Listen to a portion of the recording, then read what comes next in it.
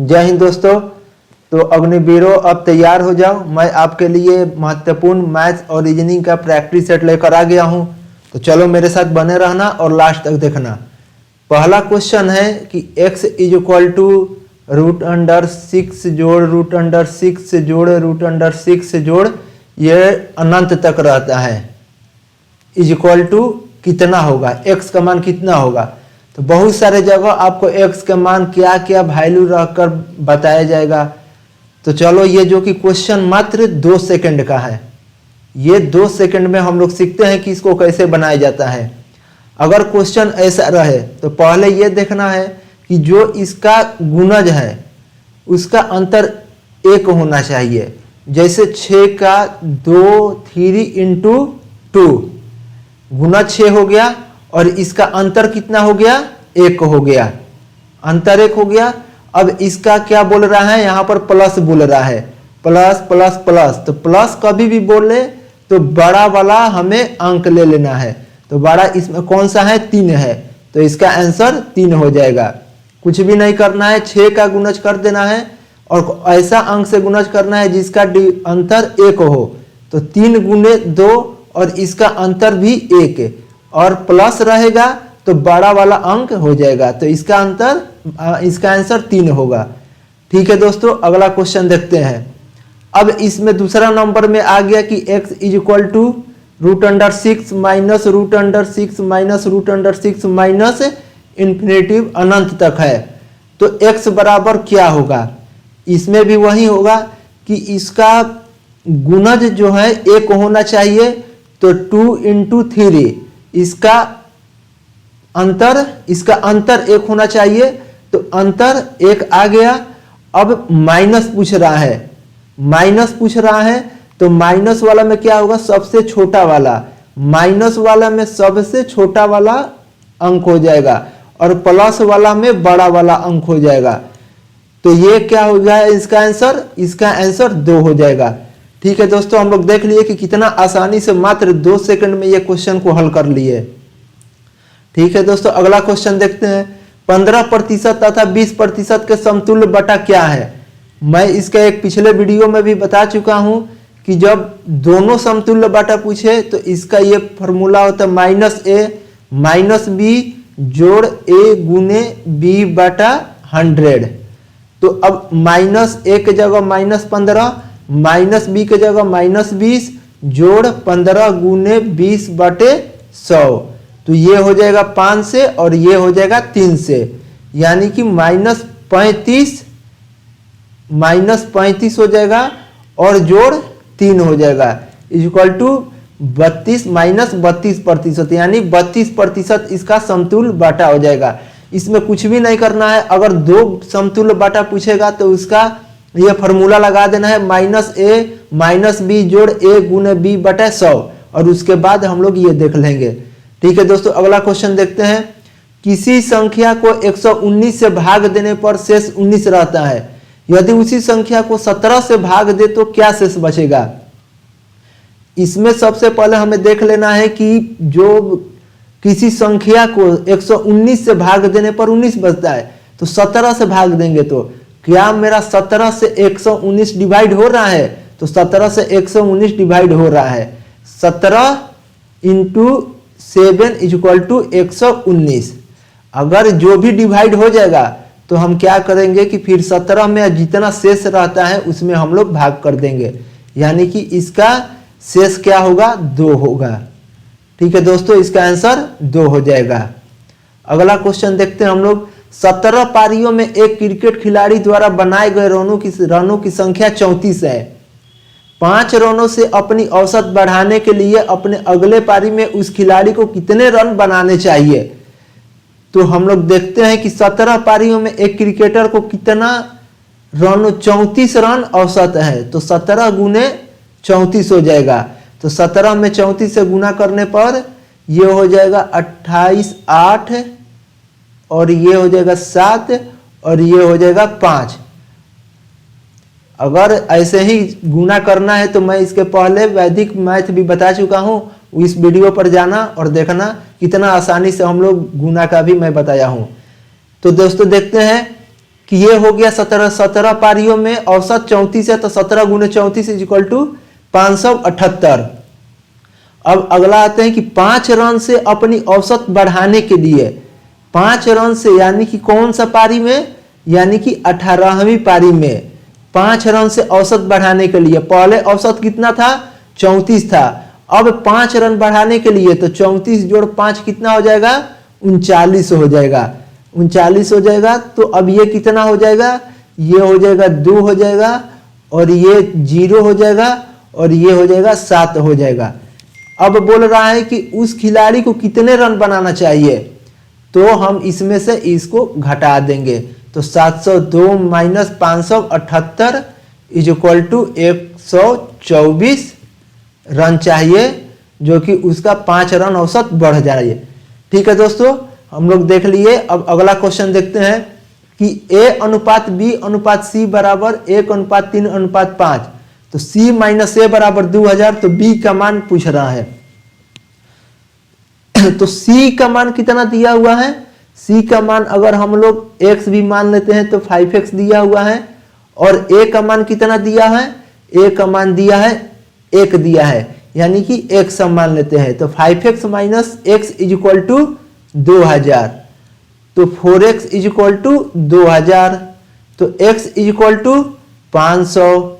अब हमारा पूछ क्या रहा है, b का मान पूछ रहा है, तो b का ये कितना है 3x, हम लोग सभी पहले x 3x 5x मान लिए थे, तो 3x, तो 3 गुने 500 इज इक्वल टू 1500 b का मान होगा। ये रहा ऑप्शन नंबर सी। ठीक है दोस्तों, अगला क्वेश्चन देखते हैं। एक वस्तु को 500 में खरीद कर 600 रुपए में बेच दी जाती है, तो इस सौदे में लाभ प्रतिशत ज्ञात किया जाए। तो ये हमारा रहा क्रय मूल्य, क्रय मूल्य कितना हुआ 500, विक्रय मूल्य हमारा कितना हुआ 600, तो हमारा लाभ कितना हुआ 500 को कोई सामान है और हम लोग 600 रुपए में बेच रहे हैं, तो लाभ कितना हुआ, लाभ हमारा 100 रुपया हो गया। अब क्या बोल रहा है कि हमें प्रतिशत लाभ, तो प्रतिशत लाभ इज इक्वल टू लाभ, लाभ यहां पर 100 गुने क्रय मूल्य, क्रय मूल्य 500, लाभ गुने 100 बटा क्रय मूल्य, तो क्रय मूल्य मेरा कितना है 500 है। अब ये 0 से ये 0 काट देंगे, और ये 5 से 20, यानी कि 20% हमारा प्रतिशत लाभ हुआ। ठीक है दोस्तों, प्रतिशत लाभ बराबर लाभ गुने 100 बटा क्रय मूल्य, तो लाभ हमारा 100 रुपया गुने 100 बटा क्रय मूल्य कितना है 500 है, इज इक्वल टू 20%। ठीक है दोस्तों, ऑप्शन नंबर ए हो गया।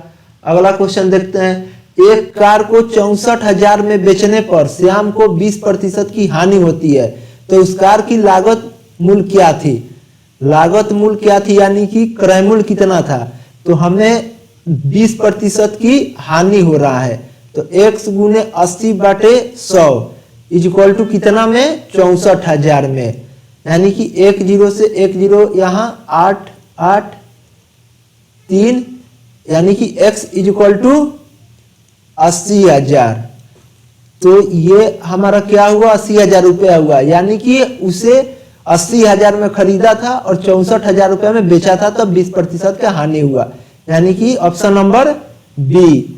ठीक है दोस्तों, अगला क्वेश्चन देखते हैं। एक दुकानदार अपने माल को क्रय मूल्य पर बेचता है, परंतु 1 किलो के स्थान पर 900 ग्राम का वाट प्रयोग करता है, तो उसका लाभ प्रतिशत ज्ञात कीजिए। अब इसका हम लोग देखेंगे कि 1 किलो के स्थान पर, यानी कि 1000 ग्राम के स्थान पर 900 ग्राम, 1 किलो में 1000 ग्राम होता है।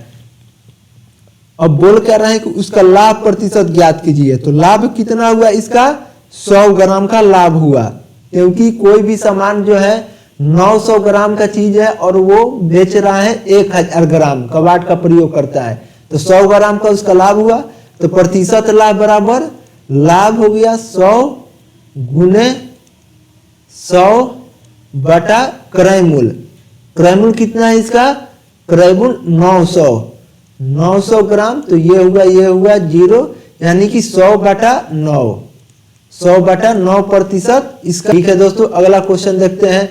कुछ बढ़ई ने एक कार्य 9 दिन में कर देने का वचन दिया, परंतु उनमें से 5 अनुपस्थित थे और शेष आदमियों ने एक कार्य 12 दिन में पूरा कर दिया। बढ़ाइयों की मूल संख्या थी। तो ये हम लोग देखेंगे कुछ बढ़ाई, यानी कि कुछ बढ़ाई इज इक्वल टू, हम लोग मान लेते हैं कुछ बढ़ाई इज इक्वल टू एक्स। ये बढ़ाई है, एक्स मान लेते हैं। तो एक्स गुने 9 दिन में ये कर देने का वचन दिया, परंतु उनमें से 5 अनुपस्थित थे। तो हमें बढ़ाइयों की संख्या मालूम नहीं, तो हम क्या लिखेंगे यहाँ पर x माइनस 5। तो आदमी को कार्य 12 दिन में पूरा कर दिया, गुने 12 दिन में पूरा कर दिया। ठीक है दोस्तों, तो यहाँ पर हम लोग 9x कर देंगे, ये 12x माइनस 60, यानी कि 3x इज इक्वल टू 60। तो x इज इक्वल टू 60/3 बराबर 20। बढ़ाइयों का मूल संख्या कितना था? 20 था। ठीक है दोस्तों, अगला क्वेश्चन देखते हैं। a का 30% बराबर b का 0.25 बराबर c का 1/5। तो a b c का मान पूछ रहा है। ये बहुत बार ये भी क्वेश्चन इंपॉर्टेंट है, ये बहुत एग्जाम में आया हुआ है और बार बार आते रहता है। इसमें देखना कि a गुने 30/100 इज इक्वल टू बी गुने 25/100। पॉइंट को हम हटा दिए तो c गुने 1/5। ठीक है दोस्तों, 1 0 से 1 0, 25 चौका 100 हो गया। अब हमारा हो गया 3a/10 is equal to b/4 is equal to c/5। हम 10 4 5 का एलसीएम लेंगे तो कितना होगा? 20 हो जाएगा। ठीक है, 10 4 5 का 20। अब हम लोग यहाँ पर लिखेंगे 3a/10 गुने 20, b/4 गुने 20, c/5 गुने 20 हो गया। ये हो गया 10 2 हो गया, ये हो गया 6a हो गया, ये हो गया 5 से कट गया, ये 5b हो गया, और ये हो गया 5 चौके 20 यानी कि 4c हो गया। अब हमारा a/b इज इक्वल टू पूछेगा तो 5/6 हो गया, और b/c पूछेगा तो 4/5 हो गया। ठीक है दोस्तों, अब हमारा यहाँ पर a अनुपात b अनुपात c, यानी कि a अनुपात b इज इक्वल टू 5/6 और b अनुपात c इज इक्वल टू 4/5। अब मेरा पूछ रहा है a अनुपात b अनुपात c इज इक्वल टू 5 गुने 4 20, 6 गुने 4 24 और 6 गुने 5 30। ठीक है दोस्तों, तो ये हमारा कट जाएगा 2 से 10, 12, 2 से भी, और ये 2 से 15, यानी कि हमारा a b c का मान कितना आया? 10, 12 और 15। ऑप्शन नंबर बी हमारा आंसर हो गया। ठीक है दोस्तों, अगला क्वेश्चन देखते हैं। एक लड़का 12 किलोमीटर प्रति घंटा की औसत गति पर स्कूल पहुंचने के लिए 20 मिनट लेट लेता है। यदि उसे 15 मिनट में स्कूल पहुंचना है तो उसका औसत गति क्या होना चाहिए? यह भी बहुत अच्छा क्वेश्चन है। तो चलो हम लोग देखते हैं। पहले हम लोग देखेंगे कि दूरी बराबर चाल गुने समय। ठीक है दोस्तों, अब हमारा यहाँ पर चाल दिया हुआ है 12 किलोमीटर प्रति घंटा और गुने समय 20 मिनट, यानी 20/घंटा में करेंगे तो 60 कर देंगे।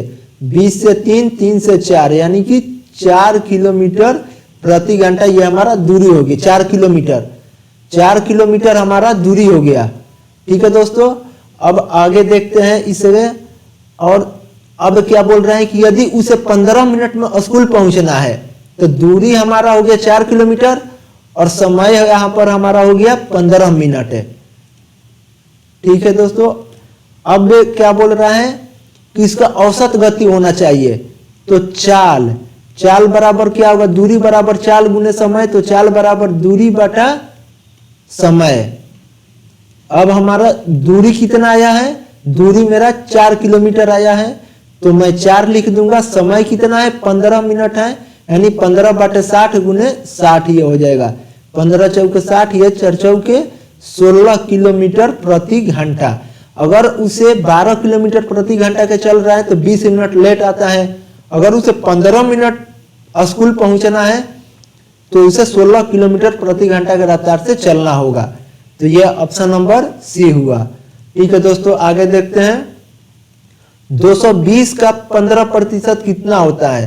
तो यानी 220 गुने 15/100, तो ये हो गया 5 से 3, 5 से 2, 2 से 11, 11 गुने 3 यानी कि 33 हो गया। ठीक है दोस्तों, आगे देखते हैं कि एक व्यक्ति स्थान ए से बी तक दूरी 5 किलोमीटर प्रति घंटा की रफ्तार से जाता है और 4 किलोमीटर प्रति घंटा की रफ्तार से वापस आ जाता है, तो उसका औसत गति क्या होगा? उसका औसत गति का 2 × a × b बटा a जोड़ b होता है, यानी कि 2 × 5 × 4 और a जोड़ b मतलब 5 जोड़ 4 = 9 हो गया।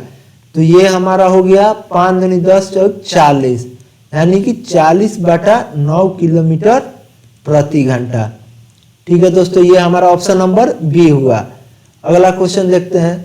ये रीजनिंग से अब आ गया कि मछली जैसे जल से संबंधित है वैसे ही चिड़िया किससे संबंधित है? मछली जल से संबंधित है तो वैसे ही चिड़िया आकाश, वायु, जल या भोजन से, तो चिड़िया संबंधित है आकाश से। मोची चमड़ा, तो दर्जी के वाट दिया है, यानी मोची का संबंध चमड़ा से है, तो दर्जी का संबंध बजाज, कमीज, धागा, कपड़ा। कमीज से भी है, धागा से भी है, कपड़ा से है, लेकिन यहीं पर दिमाग एक लगाना है। रीजनिंग यही पूछता है कि जो मोची जो है वो चमड़ा से, कोई भी चीज जो है चमड़ा से चप्पल उप्पल सीता है, तो दर्जी जो है वो धागा से कोई भी कमीज उमीज को सीता है, यानी कि आंसर सी हुआ। ठीक है दोस्तों, अगला क्वेश्चन देखते हैं। निम्नलिखित शब्दों में से विषम शब्द चुनिए। पत्र, speed post, SMS, money order. तो पत्र है, स्पीड पोस्ट है और मनी ऑर्डर तीनों एक ही से संबंधित हैं, डाक खाना से, और ये जो SMS है ये मोबाइल से संबंधित है, तो इसलिए ये मोबाइल सी हो जाएगा। अगला क्वेश्चन देखते हैं कि अक्षरों ACER से हर एक अक्षर का एक एक बार प्रयोग करते हुए अंग्रेजी के कितने अर्थपूर्ण शब्द बनाए जा सकते हैं? यानी ACER। अब हम लोग देखेंगे कि अंग्रेजी का कितने इससे अर्थपूर्ण शब्द बन जाएगा। तो हम पहला देखेंगे जैसे कि RACE, पहला हमारा RACE एक बना। दूसरा फिर देखेंगे ई से देखेंगे तो EAR, ईयर बन गया, यानी 2 बन गया। अब हमारा तीसरा देखेंगे तो CAR, यानी कि तीसरा बन जाएगा CAR।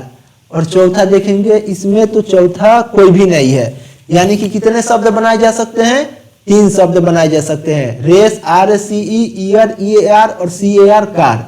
ठीक है दोस्तों, अगला क्वेश्चन देखते हैं। एक खास कोड में रेल को 5796, यानी कि रेल को 5796 और टेप को बोल रहा है, टेप को 3748। तो अब बोल रहा है कि पेयर को हम लोग क्या लिखेंगे? तो पेयर के लिए देखना है कि P जो है, P को किससे इंगित किया है? 4 से, तो हम यहाँ पर 4 लिख देंगे। A किसका यहाँ पर है? 7 से यहाँ पर इंगित किया है। I जो है, I यहाँ पर 9 है, तो 9 कर देंगे। और R जो है यहाँ पर 5 है, यानी कि 4 7 9 5 हमारा ये A नंबर आंसर हुआ। ठीक है दोस्तों, तो ये रहा अग्निवीरों के लिए रीजनिंग और मैथ का महत्वपूर्ण प्रैक्टिस सेट। तो चलो, अगर अच्छा लगे तो लाइक, शेयर और सब्सक्राइब जरूर करना। ठीक है दोस्तों, जय हिंद।